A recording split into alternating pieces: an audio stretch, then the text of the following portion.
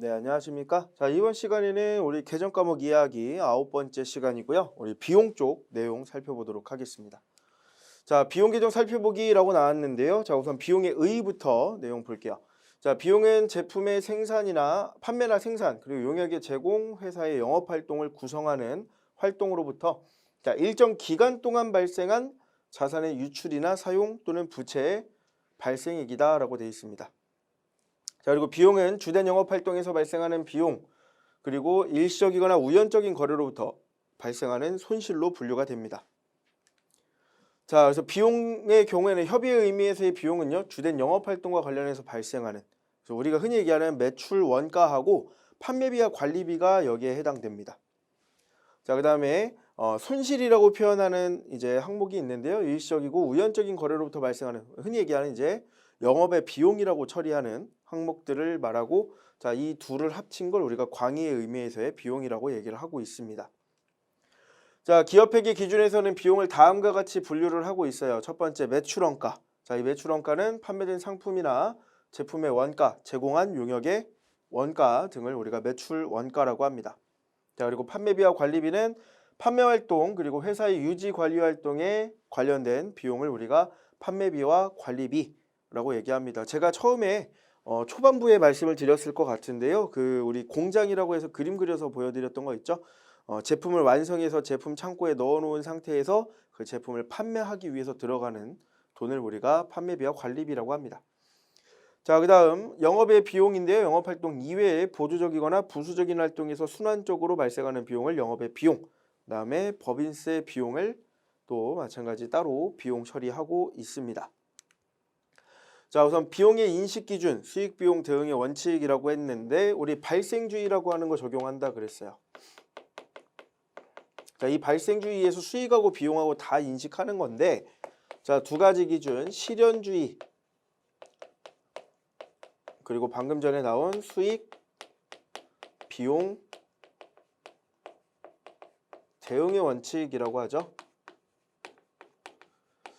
자, 그래서 실현주의에서는 우리가 수익, 비용, 대응의 원칙에서는 비용을 인식을 하게 됩니다. 그래서 우리가 지금 비용을 인식해야 되니까 여기 있는 수익, 비용, 대응의 원칙을 사용을 할 거다라고 얘기하고 있는 거고요.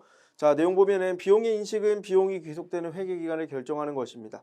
비용도 수익과 마찬가지로 회사 경영활동 전 과정을 통해 발생되기 때문에 재산이 감소할 때마다 이것을 인식해야 합니다. 자, 재산이 감소할 때마다 인식해야 되는 게 원래 발생주의 원칙이에요. 사건이 발생할 때마다니까. 자, 그런데 현실적으로 이걸 엄격히 적용하는 게 너무 어려워요. 실제로 이제 감가상각 같은 경우도 실시간으로 만약에 유형자산의 가치가 감소하는 걸 회계 처리해라라고 하면은 우리 그 회사의 재무부서 회계 처리하는 직원들은 24시간 근무해야 됩니다. 그래서 이런 것들을 이제 일정 시점마다 어떤 특정 시점마다 계산할 수 있도록 하기 위해서 수익비용 대응의 원칙이라는 걸 만든 거죠. 그래서 수익이 인식된 시점에 우리가 수익과 관련해서 비용을 인식하는데 이걸 우리가 수익비용 대응의 원칙이라고 얘기를 합니다. 자, 그래서 수익비용 대응의 원칙에 따라서 일정한 회계기간의 비용을 인식하는 방법은 인과관계에 따라 직접 대응하는 방법, 그 다음에 간접 대응으로 자, 체계적이고 합리적으로 배분하는 방법, 이게 이제 감가상각에 해당되는 거고요. 그 다음에 발생한 회계연도의 기간 비용화하는 방법, 그래서 이 발생한 회계연도의 기간 비용화하는 방법 중에 이제 대표적인 게 이제 광고 선전비 같은 것들.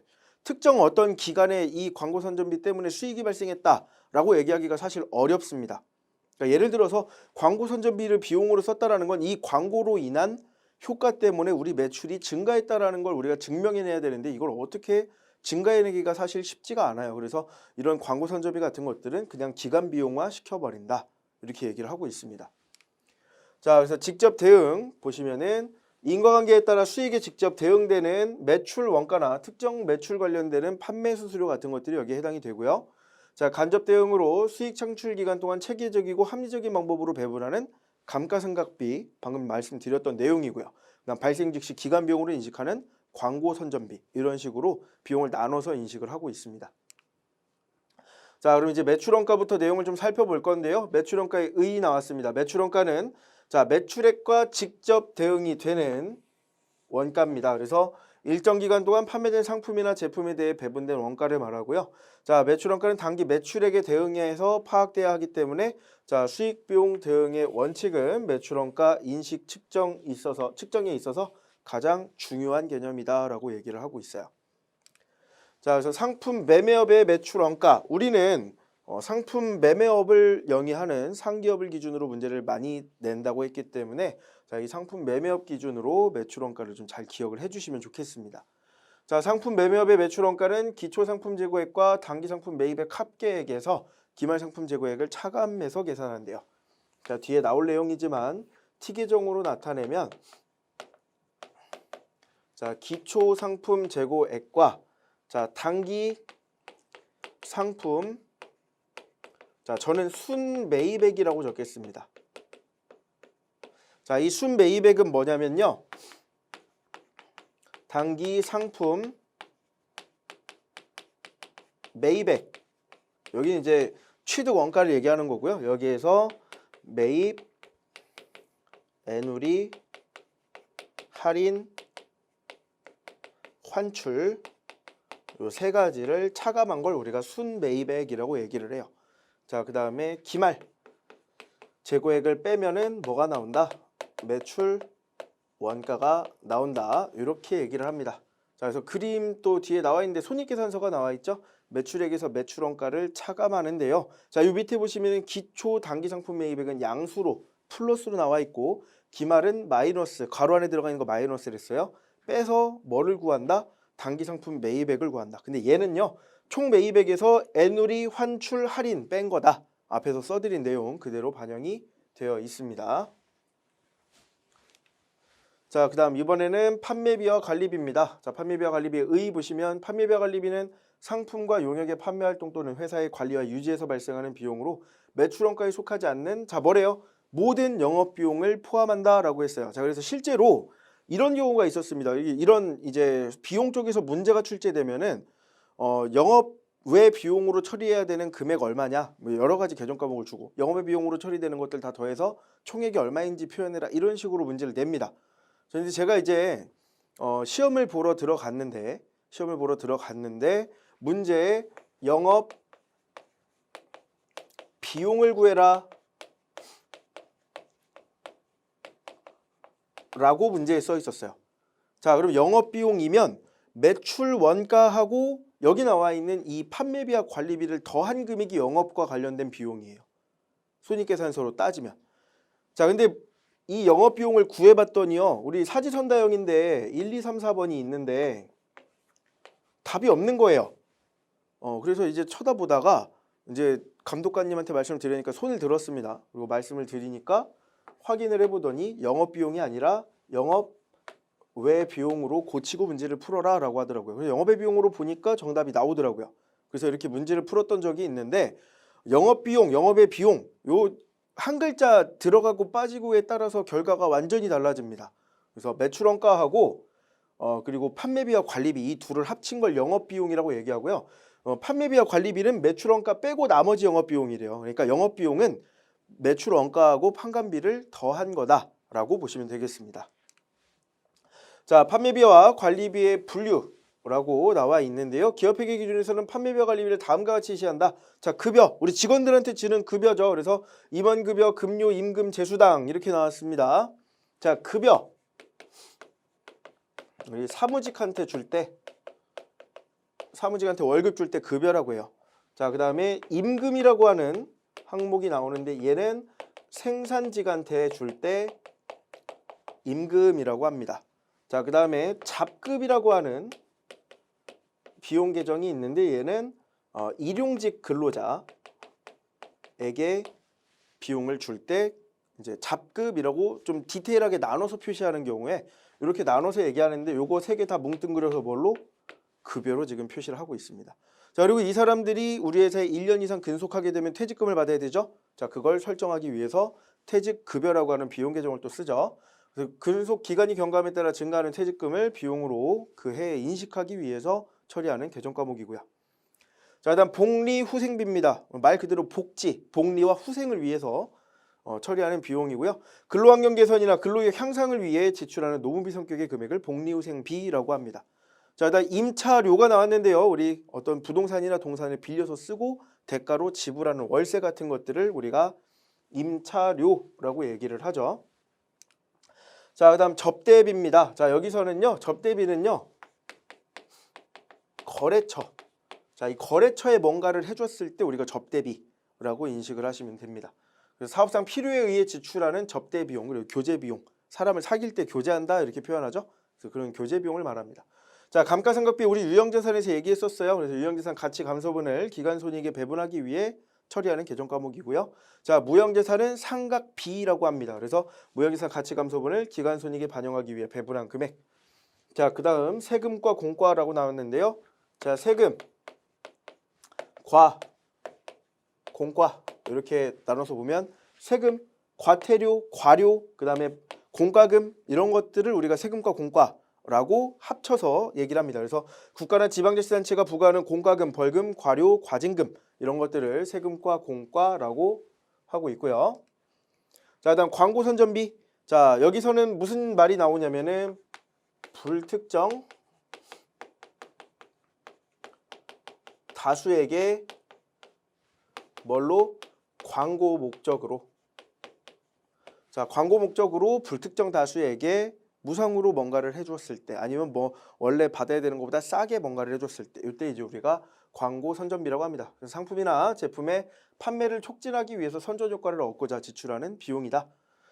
자, 그다음 연구비 하고 개발비 얘기하면서 말씀드렸던 내용이죠. 연구활동, 연구 단계에서 발생하는 비용이었습니다. 자, 그다음 경상개발비는 개발 단계에서 개발에 실패했을 때 자산이식 요건을 충족하지 못했을 때 경상개발비, 자산이식 요건을 충족하면 개발비로 처리한다는데 개발비는 무형자산에 속한다고 했었죠. 자, 그다음에 대손상각비입니다. 자, 대손이 발생할 걸 대비하기 위해 대손 충당금을 설정할 때 사용하는 개정 과목이죠. 그래서 회수 불가능한 채권과 대손 추산액을 처리하는 개정을 우리가 대손상각비라고 합니다. 자, 그다음 상기 이외에도 여비교통비. 여비교통비는 우리 이제 출장 같은 거 갔을 때 쓰는 비용이고요. 통신비, 전화요금이나 인터넷 요금 같은 것들. 그다음 수도광열비. 자, 수도광열비. 자, 수도는 물, 광은 이제 빛이니까 전기, 열은 뭐 가스 이런 것들을 이제 얘기합니다. 그 다음에 수선비는 우리 수익적 지출에서 발생하는 거라고 했었고요. 보험료, 말 그대로 보험료고 보관료는 말 그대로 창고 같은 데 보관하는 거. 자, 그다음 견본비는 우리 DP 한다 그러죠. 디스플레이. 이제 뭐 전시 같은 거 해놓고 아니면 어디 견본품으로 아니면 뭐 자동차 매장 같은 경우에는 이제 자동차 시승이나 이런 거 하기 위해서 갖다 놓는 것들이 있죠. 이런 것들이 이제 견본비로 처리해요. 그 다음에 포장할 때 들어가는 포장비. 자, 여기서 개발비 같은 경우는 요거는 여기 이제 해당이 안 되는 걸로 이제 개정 과목이 좀 오해가 있으니까 해당이 안 되는 걸로 그냥 X를 쳐놓겠습니다. 이 개발비는 방금 전에도 말씀을 드렸지만 무형자산에 속하는 거라고 했었어요. 그 다음에 운반비. 자, 운반비는 이제 뭐 배나 뭐 비행기 뭐 아니면 이제 기차 뭐 아니면 트럭 이런 데다 실어서 옮기는 비용을 운반비라고 하고요. 판매할 때 발생하는 수수료, 그다음 잡비 등의 매출원가에 속하지 않는 모든 영업비용을 우리가 판매비와 관리비로 분류할 거고요. 자, 이 중에서 급여와 무형자산 상각비를 예로 들어서 살펴본다고 합니다. 자, 우선 급여. 급여는 판매비와 관리비를 구성하는 대표적인 인건비로 임원급여, 급료, 임금, 제수당을 포함하는 개념입니다. 자, 임원급여는 임원에 대해 임원보수 규정에 따라 규칙적으로 지급하는 급여, 급료와 임금은 판매와 관리 업무에 종사하는 사용인이나 종업원. 자, 이렇게 얘기하는데 이런 말이 나와요. 사용자라는 말이 나오고 사용인이라는 말이 나올 거예요. 자, 사용하는 자는 이 자자가 놈 자자를 씁니다. 자, 인자는 사람 인자를 써요. 그래서 저는 사장이었던 적이 없기 때문에 자, 사용인 그러면 사용당하는 사람입니다. 예를 그래서 종업원 나는 사람이잖아요. 그래서 나는 종업원.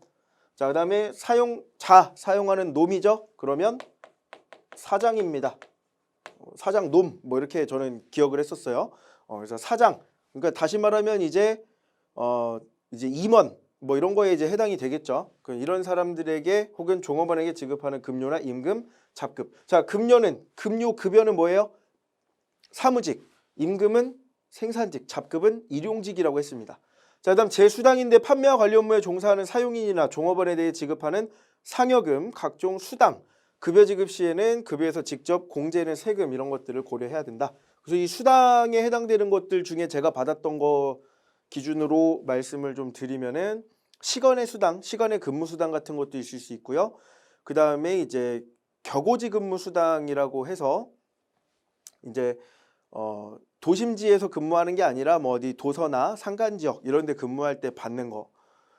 그 다음에 뭐 생명수당도 있었어요. 예, 위험한 일을 할 때는 생명수당 이런 것들도 좀 받고 이런 것들이 다 여기에 제수당에 해당이 됩니다. 뭐 연구비 이런 것들도 이제 받았었고요. 자, 일단 급여 공제 내역에는 소득세, 주민세, 그리고 건강보험료, 국민연금, 고용보험료 이런 것들이 있는데 우리 흔히 이제 이런 것들을 4대 보험이다 이렇게 표현을 하죠. 일상생활에서는 이런 것들을 이제 공제합니다. 자, 이때 공제하는 거 뭐라고 한댔죠? 우리가 예수금으로 처리한다 라고 얘기하고 있습니다. 그래서 이거 부채 쪽에서 먼저 학습을 했던 내용입니다. 자, 예제 보겠습니다. 자, 급여 지급일에 총 급여 170만 원 중에서 근로소득세 3만 원, 주민세 3천 원, 건강보험료 2만 4천 원, 국민연금 5만 원을 차감하고 나머지를 현금으로 지급했다라고 얘기를 하고 있어요. 자, 우선 이 1번 내용을 좀 먼저 보면 우리가 확실하게 먼저 알 수 있는 거 급여가 얼마? 170만 원입니다. 자, 급여가 170만 원이 발생했다라는 걸 우리가 확실하게 확인을 할 수 있어요. 자, 그 다음에 돈을 줬는데 얼마를 빼고 3만 3천 원, 그리고 2만 4천 원, 5만 원 이렇게 뺐대요. 그럼 3만 3천 원, 2만 4천 원, 5만 원. 자, 3개 빼주시면은 10만 7천 원이 빠지는 거네요. 자, 그리고 나머지 금액이 170만 원에서 나가야 되니까 현금으로 159만 3천 원이 10만 7천 원 빠진 159만 3천 원이 현금으로 지급되는 거고. 자, 그럼 여기 근로소득세, 주민세, 건강보험료, 국민연금 다 이거 합친 거 뭘로? 우리가 예수금으로 10만 7천 원만큼 처리를 해놓으면 되겠죠. 자, 그 다음 2번에서 보니까 이 예수금을 세무서, 건강보험공단, 국민연금관리공단에 현금으로 납부했다라고 했습니다. 얘를 없애래요. 차변에 예수금 10만 7천 원 그리고 뭘로? 현금으로 납부했대요. 이렇게 납부했다라고 써주시면 되겠죠. 자, 크게 어려운 내용은 아니고 이미 예수금 관련해서는 우리가 분계를 유동부채 쪽에서 이미 학습을 해봤기 때문에 아마 크게 어렵지는 않으셨을 겁니다. 자, 다음 이번엔 무형재산 상각비입니다. 자, 무형재산은 영업활동 과정에서 장기간에 걸쳐 회사에 경제적 효익을 가져오는 무형의 자산, 그리고 유형자산과 다른 부분은 물리적 실체가 없다라는 것만 다르다고 했어요. 유형자산과 마찬가지로 무형자산도 효익이 미치는 기간에 걸쳐 체계적으로 배분해서 비용으로 인식하는데 이때 사용하는 게 무형재산 상각비입니다. 자, 무형재산 상각비 관련 내용은 무형재산 편을 참조하라고 합니다. 무형재산 쪽에서 우리가 이미 다 학습을 했었기 때문에 뭐 따로 크게 살펴볼 내용은 없겠죠.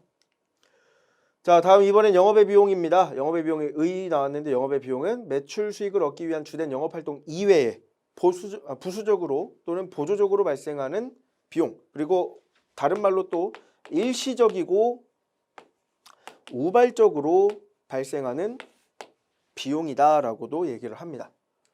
자, 영업의 비용의 분류 보면 첫 번째 이자 비용 나와 있습니다. 외부에서 조달한 타인 자본, 부채에 대해서 이자가 발생하면 이자 비용으로 처리하죠. 자, 그 다음 기타의 대손상각비인데요. 자, 우리 대손상각비는요,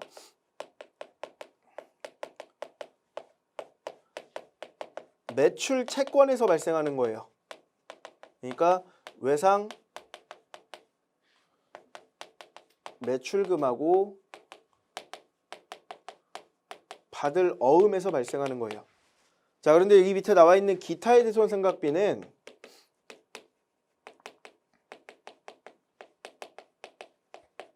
자, 대여금이나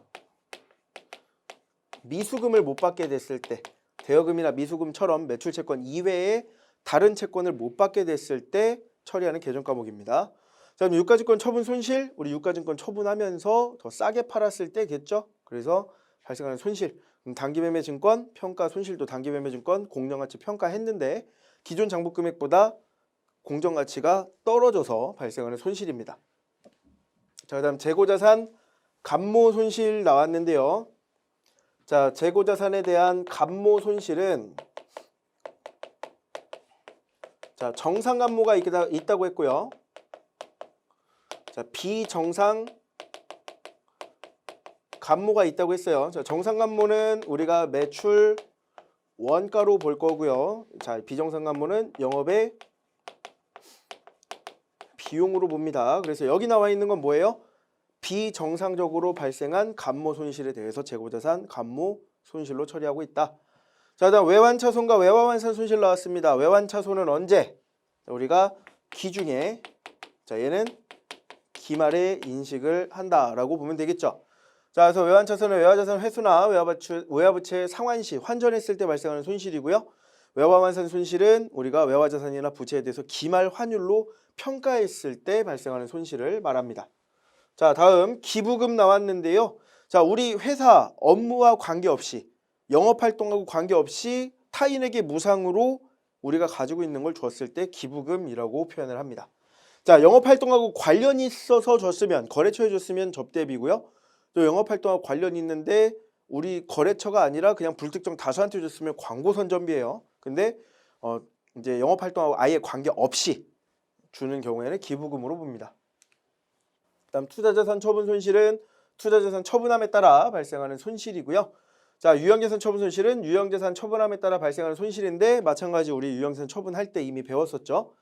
사채 상환 손실도 우리 사채를 상환할 때 원래 사채 장부 금액보다 돈을 더 주고 상환했을 때.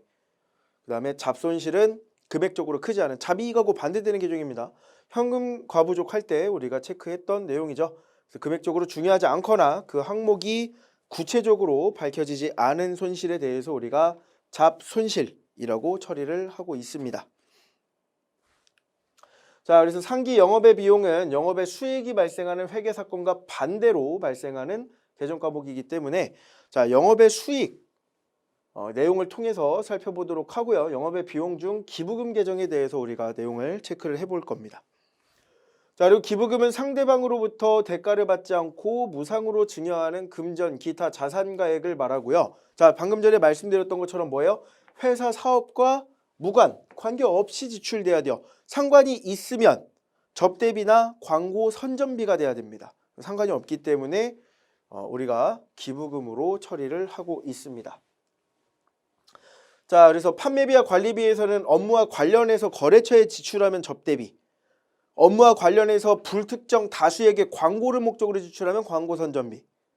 근데 업무랑 관련이 없으면 기부금 이렇게 지금 처리를 하고 있습니다. 자, 그다음 법인세 비용 부분 살펴볼게요. 우리 문제 출제되는 부분에서 법인세 비용은 사실 크게 뭐 계산을 하라거나 이렇게 나오지는 않는데 개념만 좀 잡으면 되겠습니다. 자, 회사가 이익을 얻으면 국가에 세금을 납부해야 돼요. 돈 벌면 개인도 납부를 해야 됩니다. 자, 그래서 이와 같이 회사 이익에 대해 납부하는 세금을 이제 법인세라고 얘기를 합니다. 자, 법인은요, 말 그대로 상법 규정에 의해서 법적으로 하나의 경제적 주체로 회사를 인정하는 걸 법인이라고 얘기를 해요. 그리고 그 법인이 벌어들인 돈에 대해서 세금을 부과하는 걸 법인세라고 합니다. 자, 그래서 기업회계에서의 이익과 세법에 규정된 과세대상 소득 개념이 상이하기 때문에 법인세 비용을 산정하기 위해서는 과세 대상이 되는 소득을 별도로 계산한다라고 얘기를 하고 있습니다. 자, 우리가 당기순이익을 계산하기 위해서 손익계산서 식을 작성해 보면 맨 마지막에 나오는 게 당기순이익이에요. 그리고 뭐 이렇게 적어볼까요? 법인세 비용 차감 전 손익이라는 데서 법인세 비용 빼면은 당기순이익이 나오죠. 근데 세법에서는 이걸 가져다 씁니다. 그리고 여기에다가 자, 가산조정으로 이제 입금, 산입, 자, 송금, 불산입, 그 다음에 손금, 산입, 입금, 불산입이라고 표현을 하는데요. 자, 이렇게 계산하고 나면은 좀 간소화시켜서 각 사업연도 소득이라는 걸 계산을 하게 되고요. 자, 여기서 뭐 2월 결손금이나 비과세 소득, 그 다음에 소득공제. 자, 이런 걸 계산해서 이제 과세 표준이라고 하는 걸 계산해요. 뭐 적으실 필요는 없고요. 이게 이제 법인세법에서 사용하는 이제 법인세 계산할 때 사용하는 기본적인 계산식입니다. 자, 그런데 우선 여기 이 부분이 이제 크게 문제가 되는데요. 자, 여기 이 위에 있는 건 이제 손익계산서에서 쓰는 거예요. 이거는 여기서 이제 세무 조정이라는 걸 합니다. 이거 이제 그냥 소개하는 거니까 따로 뭐 이해하려고 하거나 하실 필요는 없고 그냥 이런 게 있다라고만 알아두시면 돼요. 자, 이 세무 조정을 하는데 자, B는 재무회계, T는 세무회계. 그다음에 저는 조정을 D라고 적는데 자, 재무회계하고 세무회계 기준을 비교를 해서 세무회계 기준에 맞춰서 조정을 하는 작업을 합니다. 이걸 우리가 세무조정이라고 하는데요. 이 조정을 통해서 이제 나오는 항목이 입금. 우리 입금은 세법에서 얘기하는 수익이에요. 자, 손금은 비용이에요. 그래서 입금에 산입하겠다, 수익으로 집어넣겠다라는 소리고 손금에 산입하겠다, 비용으로 집어넣겠다는 소리예요. 또 입금 불산입, 수익으로 안 보겠다, 손금 불산입, 비용으로 안 보겠다라는 소리입니다. 그래서 이런 식으로 조정을 합니다. 자, 그러니까 재무회계하고 세무회계하고 지금 얘네끼리 지금 차이가 나는 거예요. 이걸 조정해야 돼요. 당연히 조정을 하다 보면 지금 여기도 보시면 아시겠지만 기업회계, 재무회계와 세법, T라고 써놓은 거죠. 얘네 둘 사이 소득 개념이 상이에요. 달라요. 다르기 때문에 이 법인세 비용을 산정하기 위해서는 우리가 과세 대상이 되는 소득을 별도로 계산한다고 했는데 걔가 이 과세표준과 각사함인도 소득을 계산하라는 소리가 되는 겁니다. 자, 근데 이걸 우리가 문제로 출제하진 않을 거예요. 계산을 하라는 걸 문제에서 시키지는 않을 건데 이런 식으로 우리 재무회계에서 처리하는 이제 법인의 소득과 그 다음에 세무회계에서 처리하는 법인의 소득이 서로 다르다. 서로 간에 달라서 이런 조정이라는 절차를 거친다. 이것만 우선 알고 계시면 되겠고, 그럼 당연히 뭐가 똑같지 않아야 되냐면 재무회계에서 계산한 법인세 비용과 세무회계에서 계산한 법인세 비용이 서로 금액이 달라야 됩니다. 그래서 이런 것들도 이제 나중에 공부를 많이 하시면 나중에 이런 것들도 이제 계산하는 걸 배우게 될 거고요. 자, 우리는 재무제표를 12월 31일 기준으로 내잖아요. 그죠? 12월 31일 기준으로 재무제표를 작성해서 정보를 제공할 겁니다. 자, 그런데 세무회계에서는요. 자, 우리 법인세 신고 기간이 3개월 뒤에요. 결산일로부터. 3개월 이내라고 표현을 하는데 다음 연도 X2년도 3월 31일까지 법인세 신고를 하게 돼 있어요. 그래서 우리가 실제로 납부하는 시점은 이때입니다. 3월에 납부합니다. 3월에 신고하고 납부하기 때문에 여기서 비용 처리했어도 납부하는 건 이때 하게 돼 있어요. 그래서 우리가 비용으로 처리해서 회계 처리하는 시점과 실제로 또 법인세 비용을 납부하는 시점이 서로 상이하다. 이렇게 또 이제 알고 계시면 되겠습니다. 자, 그래서 법인세 비용은 영업활동의 결과인 일정 기간에 벌어들인 소득에 부과되는 세금이기 때문에 영업활동이 보고되는 기간의 비용으로 인식돼야 돼요. 그래서 여기 12월 31일에 비용으로 인식할 겁니다. 그래서 따라서 이익이 많으면 법인세 비용도 많아져야 되고요. 이익이 적으면 법인세 비용도 적어지는 인과관계를 갖습니다. 자, 일단 법인세 비용의 회계 처리입니다. 일반적인 기업은 1년에 2차례 법인세를 납부하게 되는데요. 자, 제가 말씀드린 이 법인세 납부 시점은 3월 31일인데 이건 뭐냐면 1년치를 한 번에 계산한 거고 원래는 1월부터 6월, 그다음 7월에서 12월 이렇게 1년을 6개월로 나눠서 6개월씩으로 나눠서 두 번 이제 납부를 하게 합니다. 자, 그래서 이 중간에 한 번 1월부터 6월 것까지를 납부하는 걸 우리가 중간 예납이라고 표현을 해요.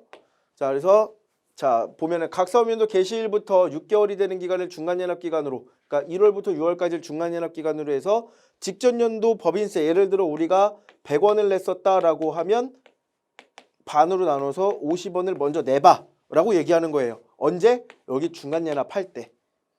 자, 그 다음에 이번에 12월 31일까지 사업하고 나서 3월에 신고할 때 보니까 우리가 이번에 120원을 내야 돼.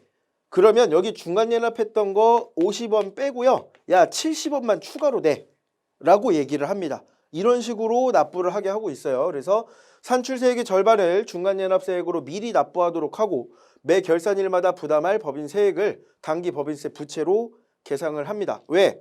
결산일에 부담할 법인세액을 부채로 내야 되는 건 이 시점에 납부하는 게 아니라 언제? 3월에 납부할 거잖아요. 그러니까 지금 이 시점에는 납부가 이루어져야 안 이루어져요? 납부가 안 이루어져요. 언제? 3개월 뒤에 납부될 거예요. 그러니까 이때 납부해야 되니까 뭘로? 부채로 처리를 해라라는 거죠. 자, 그래서 중간연합할 때는 우리가 여기 50원 중간연합할 때는 선납 혹은 선급 법인세. 자, 선급 법인세라는 항목보다는 선납세금이라고 하는 개정 과목 우리가 배웠었죠. 이 선급 법인세를 이제 선납세금으로 먼저 이렇게 선납세금으로 처리하는 경우가 훨씬 많습니다. 그다음 결산일에는 우리 법인세 비용 우리 숫자를 한번 넣어볼까요? 선납세금이 아까처럼 50원이었고 예를 들어 현금이 50원이다. 자, 그런데 이제 12월 31일에 계산을 해보니까 자, 법인세 비용이라는 개정 과목보다 또 법인세 등이라고 하는 개정 과목을 더 많이 씁니다. 같은 말이에요. 자, 이걸로 120원을 내야 된다 만약에. 자, 근데 우리가 먼저 낸 거 선납 세금은 이미 50원이 납부가 됐어요. 그럼 내가 내야 되는 안 낸 미지급 법인세가 70원이 돼야 되는 거죠.